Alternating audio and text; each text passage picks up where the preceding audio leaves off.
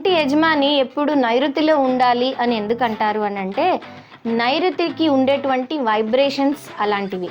నైరుతిలో ఎవరైతే ఉంటారో వాళ్ళకి ఆజ్మాయిషీ చేయగలిగేటువంటి శక్తి వస్తుంది, అంటే కమాండ్ చేయగలిగేటువంటి శక్తి ఉంటుంది. ఇంటి యజమాని అనేసరికి వాళ్ళకి కుటుంబం మీద, కుటుంబ పరిస్థితుల మీద ఆ కమాండ్ అనేటువంటిది చాలా అవసరం, చాలా ముఖ్యంగా ఉండాల్సింది.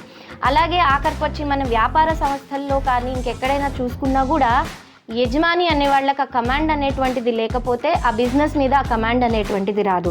కాబట్టి ఎప్పుడూ కూడా నైరుతిలో ఉండేటువంటి ఎవరైతే ఉంటారో వాళ్ళకి ఆటోమేటిక్గా అక్కడ ఉండేటువంటి వైబ్రేషన్స్ అనేటువంటి దానివల్ల ఆ కమాండ్ అనేటువంటిది వస్తుంది. ఆఖరికొచ్చి ఇంట్లో చూసుకున్నా కూడా ఆ కమాండ్ అనేటువంటిది ఇంటిని సవ్యంగా నడపడానికి చాలా అవసరం.